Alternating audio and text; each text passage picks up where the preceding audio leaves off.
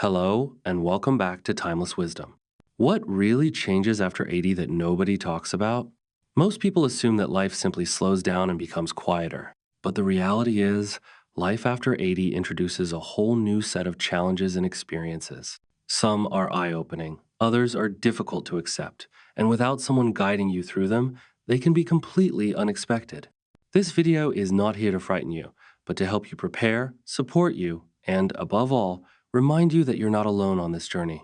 When we openly discuss what truly happens after 80, we begin to reclaim our strength, our dignity, and our sense of self.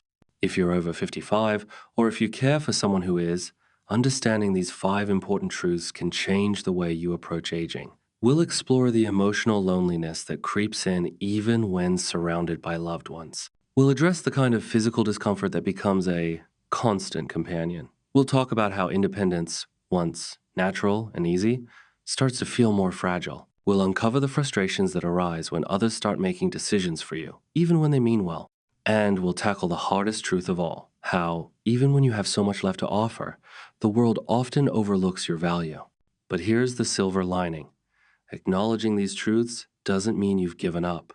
In fact, it means you've gained the wisdom to face them head on and say, I see you, but you won't define me. If you've reached 80 or beyond, you've already cultivated more strength, wisdom, and heart than most people can even comprehend. So, let's dive into these 5 eye-opening truths that could transform the way you see yourself and the way you live from this day forward. Number 1, emotional loneliness. There's a kind of loneliness that doesn't always come from being alone. It's the kind that shows up even when you're surrounded by people, family, caregivers, neighbors. After 80, many seniors begin to experience this silent ache.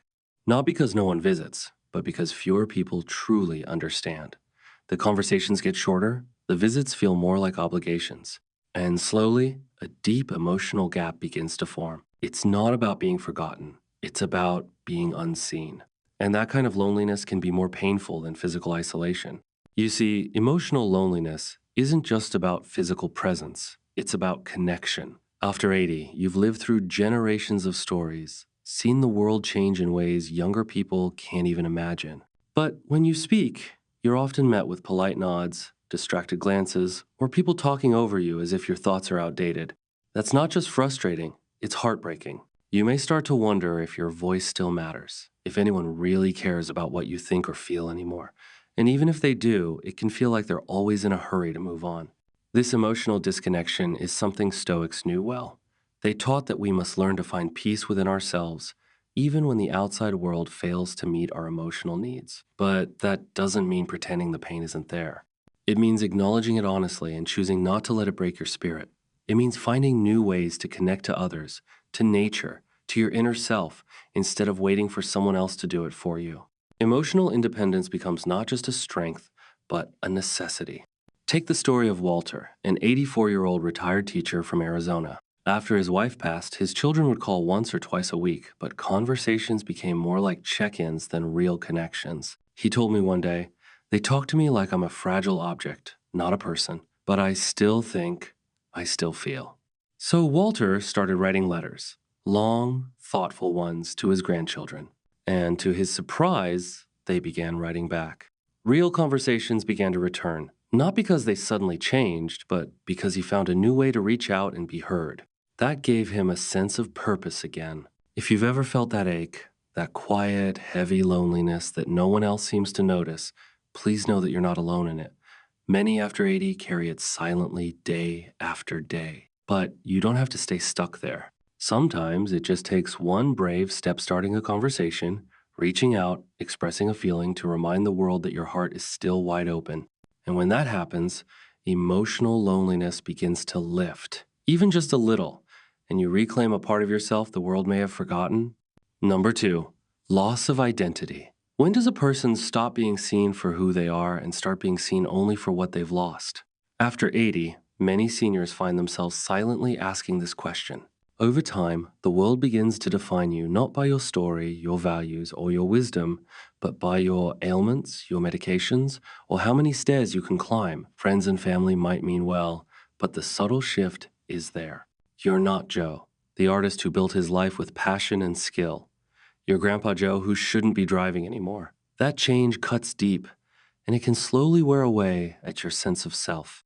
Our identity is shaped by what we do, what we believe, and how we contribute. But when the body slows down and society starts treating you like a fragile vase rather than a vibrant human being, something in your spirit starts to retreat. Suddenly, you're not asked for your opinion as much. Decisions are made for you instead of with you. And somewhere along the way, you begin to question if you're still you. Now, Stoic philosophy reminds us that our core self, our character, our virtues, our inner peace remain untouched even when our roles in society change. It teaches us to focus not on how the world sees us, but on how we choose to see ourselves. That's easier said than done, especially when every interaction subtly nudges you toward becoming invisible. But it's possible and it's powerful. Consider Ella Lehner, an 82-year-old woman from Oregon who spent her life running a small bakery. After retiring, people stopped asking about her recipes, her opinions, or her advice. She felt like a ghost in her own home, so she started something small. She began journaling her life lessons, one each day, for her granddaughter. A year later, that journal became a blog, and then a printed memoir shared by her community library. Eleanor didn't ask to be seen. She chose to be seen again by showing up as herself, loudly, boldly, and unapologetically. Losing identity after 80 isn't about forgetting who you are. It's about remembering that your worth doesn't expire just because your pace has slowed. You are still the sum of everything you've lived through, fought for, and believed in. And sometimes it takes a quiet rebellion, a decision to speak, to write, to create, or simply to stand your ground to remind yourself and others that you're still here, still valuable, and still undeniably you. If you're still watching this video and finding these insights valuable, please comment number 2 below to let me know you're here. And if you haven't subscribed yet, I recommend you subscribe and turn on the bell so you don't miss any videos. Your support helps us continue creating good content to inform and inspire you. Now, let's move forward. Number 3, isolation and emotional disconnection. What happens when the phone stops ringing? The doorbell goes silent, and the conversations you once looked forward to become fewer and farther between. For many people over 80, this is the reality they wake up to every day. Loneliness isn't just a feeling, it's an ache that settles into your bones when meaningful connection starts to disappear. And often, it's not caused by a lack of love, but by the slow fade of presence physical, emotional, and social. At this stage of life, many friends have moved away, become ill, or passed on. Family members, though they care, are often busy or far away. And for some, their own health issues make socializing difficult. Over time, it becomes easier to stay in, to turn down invitations, or to convince yourself that you're just not up for it today. Before you know it, the walls of your home begin to feel like the edges of your world. But here's the hidden truth. Human beings are wired for connection, no matter their age. The heart doesn't age the same way the body does. The need to feel understood, valued, and emotionally close to someone doesn't fade. With time, it actually grows. According to many psychological studies, seniors who maintain strong emotional bonds live longer, experience less cognitive decline, and report greater levels of life satisfaction. Yet, the system rarely encourages or supports these connections after 80. Society often assumes you're too old to care, when in fact, it's the time you need connection the most. This emotional disconnection can quietly erode your will to engage with the world. You might start skipping social events, meals become quieter, and you stop initiating calls because you're afraid of being a burden. But Stoic wisdom offers a different path. It teaches us that while we cannot control others' presence, we can choose how we show up to the world, even in solitude.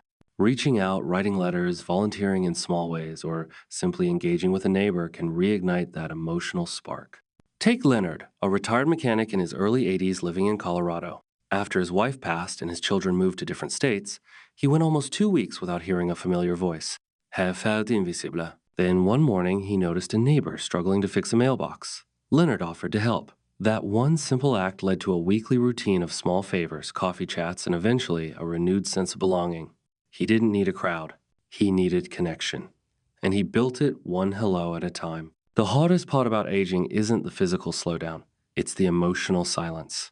But even in that silence, there's power. Power to reach out, power to reconnect, and power to remind yourself that you still matter. Not just in memory, but in the lives of others here and now. Number 4, loss of autonomy. What do you do when you can no longer decide what to eat, where to go, or even when to sleep? After the age of 80, many seniors face a quiet but deeply unsettling shift, the gradual erosion of autonomy. It often begins with small adjustments. Someone else starts handling the groceries. Your children step in to schedule your doctor appointments, or a caregiver decides when it's time for a nap. While these actions are well-intentioned, they slowly chip away at something far more precious than convenience or independence. Autonomy is not just about doing everything yourself. It's about having the right to choose how your day unfolds, even if help is needed to carry it out. When that choice is taken away or even subtly discouraged, it can feel like the world no longer trusts you to manage your own life.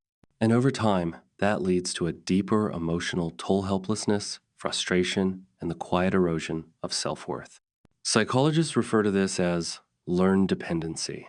When people are repeatedly told through words or actions that they can't be trusted to decide or act for themselves, they begin to internalize that belief.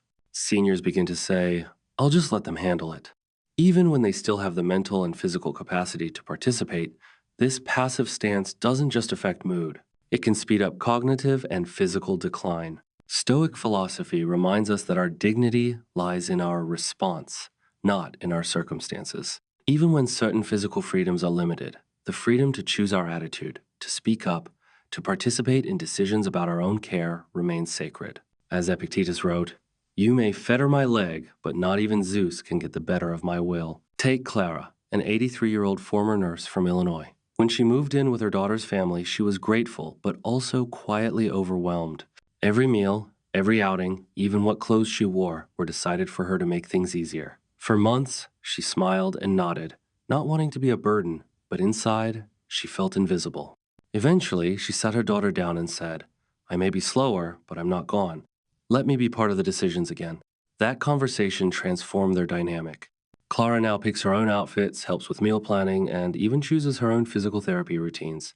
The shift was small, but the impact was enormous. Autonomy after 80 doesn't mean doing everything alone. It means being heard, being involved, and being respected. It means recognizing that your experience, your choices, and your voice still hold weight. Even if your body can't move like it used to, your mind and heart are still fully capable of steering the ship. If you're still watching this video and finding these insights valuable, please comment number 4 below to let me know you're here. And if you haven't subscribed yet, I recommend you subscribe and turn on the bell so you don't miss any videos. Your support helps us continue creating good content to inform and inspire you. Now, let's move forward. Number 5, disappearing social identity. The older we get, the more we begin to realize how much of our identity was tied to our roles, our careers, our family responsibilities, our social contributions. After 80, those roles begin to fade. You may no longer be the teacher who shaped young minds, the manager who ran an office, or even the grandparent who babysits the little ones every weekend. And when those titles disappear, many seniors are left with a quiet question echoing in the back of their minds. Who am I now? This loss of identity is not about vanity. It's about relevance. It's about waking up in the morning and having a reason to get dressed, a reason to contribute, a reason to feel seen. When society stops asking for your opinion, when conversations move faster than your hearing or energy can keep up with, you can begin to feel like you've been sidelined in a game you once played so well. What's more, this erasure isn't always intentional. Families are busy, technology moves fast, and younger generations sometimes forget that behind the wrinkles and white hair is a lifetime of wisdom, effort, and dignity. The result? Seniors start to shrink from conversations, avoid gatherings, and slowly retreat from the world, not because they want to, but because the world has subtly signaled that they're no longer needed. But here's the truth. Your value doesn't expire. Your identity may evolve, but it doesn't vanish. Stoic philosophy tells us that external labels come and go, but the essence of who we are, our character, our virtue, our choices remains constant. Marcus Aurelius wrote, "Waste no more time arguing about what a good man should be one." In other words, even without the title, the goodness in you still matters. Let me share the story of Leonard, an 86-year-old widower from North Carolina. For 40 years, Leonard was a church pastor, a figure everyone in his community looked to for guidance. But when he retired and his wife passed, he felt forgotten. No more phone calls, no more Sunday meetings, no more Pastor Leonard. For a while, he just sat in silence, wondering what his purpose was. Now, one day, he started writing letters reel. Handwritten letters to young people in his town, offering words of encouragement, wisdom, and kindness. Those letters began to circulate. Some got read in school classrooms. Others were shared on social media by grateful parents. Suddenly, Leonard's identity wasn't retired pastor anymore. He was the man whose words bring peace. His role had changed, but his value never did. The lesson is this: after 80, your identity is not about what you used to do, but about who you still are. You are still someone with stories to tell, lessons to teach, and love to give. Your presence, your perspective, your voice, they still matter. So, if the world forgets to ask for you, don't be afraid to remind it. Show up, speak up, step back into the light, because disappearing is not your destiny. Being remembered for who you truly are is. Final thoughts. Living beyond 80 is a true gift. But let's be real, it brings with it a set of difficult truths. It's not just about aching joints or moving at a slower pace. It's about how time subtly rearranges the course of your life, often without asking for permission. It's about the silence when old friends are no longer around. It's about the realization that some parts of you, your roles, your energy, your certainty, have shifted. However, here's the most powerful truth. Life after 80 is not the end of significance. In fact, it can be the beginning of a deeper, more meaningful journey. What truly matters now isn't how quickly you walk or how many names you can recall. It's how you carry yourself, how you treat others, and how you continue to show up for yourself every single day. These so-called harsh truths are not here to discourage you. They're here to remind you that you are still in charge of your inner world.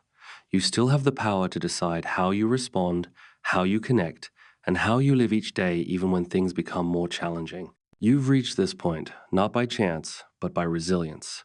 Even now, at 80, 85, or beyond, there are still people who need you, your voice, your wisdom, and your presence. Don't ever underestimate the power of simply being who you are in this stage of life. As you move forward, I encourage you to reflect on what these 5 realities reveal. Not just about aging, but about truly living, about what you still have the potential to create, give, and become. Life didn't come to a stop at 80, it simply evolved, and your role in it is still unfolding. Thank you for joining us here at Timeless Wisdom. We'd love to hear from you. Leave a comment below and share one thing you've learned today and how you plan to apply it in your life. Your insights are incredibly valuable to us, so don't hesitate to share. Reading your comments fuels and motivates us. If you enjoyed this video and found it helpful, please like, subscribe, and share. Your support helps us continue creating meaningful content that informs and inspires. Thanks for watching. We can't wait to see you in the next video.